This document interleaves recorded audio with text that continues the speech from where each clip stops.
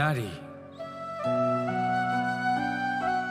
পুরুষরা যাকে নাম দিয়েছেন ত্রিয়া, কেন দিয়েছেন, কে দিয়েছেন, কেউ তা জানে না।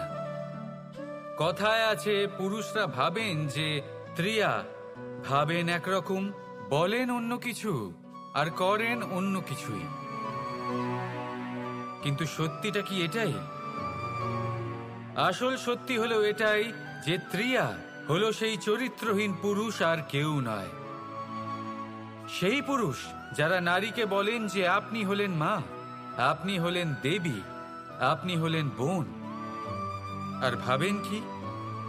ভাবেন যে এই নারী হলো আমাদের পায়ের ধুলো আর কিচ্ছু নয়। আর কি করেন? ওনাদের মাথায় ওনাদের খোপায় মালা পরিয়ে দিয়ে ভাবেন যে ওনারা হলেন তাদের পায়ের ধুলোর সমান। একজন নারীর সম্মান ভঙ্গ করেন, তাদের দাসী মনে করেন। ভুলবেন না, যত্র নারীয়াস্ত পূজ্যন্তে রমন্তে তত্র দেবতা। অর্থাৎ যেখানে নারীকে পুজো করা হয় সেখানেই ঈশ্বর বাস করেন, আর যেখানে নারীকে অপমান করা হয় সেখানে ঈশ্বর এবং ভাগ্য এই দুই রুষ্ট হয়। মনে রাখবেন, যদি নারী কল্যাণকারী হতে পারেন তাহলে নারী মহাচণ্ডী রূপও ধারণ করতে পারেন।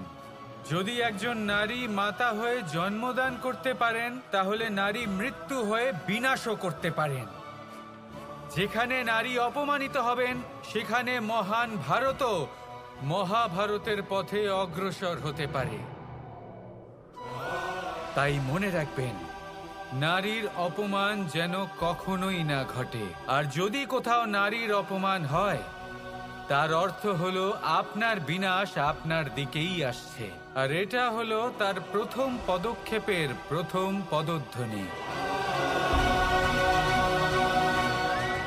রাধা রাধা।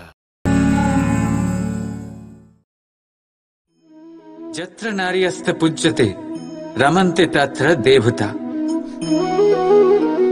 অর্থাৎ যেখানে নারীকে পুজো করা হয় সেখানে দেবতা বিরাজ করেন। আমরা এসব মানি, কিন্তু পালন কতটা করি? এবার আপনারা বলবেন, আমরা মেয়েদের সবার সামনে সম্মান করি, তার জন্মদিনে অথবা বিবাহ বার্ষিকীতে তাদের উপহার দিই, ইত্যাদি ইত্যাদি। কিন্তু এটা কি যথেষ্ট? এবার ভাবুন, একজন নারী নিজের স্বামীর জন্য, নিজের পিতার জন্য, নিজের পুত্রের জন্য, নিজের ভাইয়ের জন্য কি না করেন, আর আমরা তাকে কি শুধুমাত্র একটা উপহার দিয়ে সন্তুষ্ট করতে পারি? নারীদের স্বর্ণ অলংকারের কোনো প্রয়োজন নেই, দামি বস্ত্রেরও প্রয়োজন নেই। তার চাই আপনার থেকে সম্মান, সকলের সামনেও এবং একান্তেও। তার চাই আপনার সময়, আপনার স্নেহস্পর্শ, আর একটু চেষ্টা যাতে আপনি তাকে বোঝাতে পারেন যে হ্যাঁ, আপনার জীবনে ওনার স্থান আছে, সমান অংশ আছে। তখনই আপনি বলতে পারবেন, যত্র নারীয়স্ত পূজ্যতে রমন্তে তত্র দেবতা।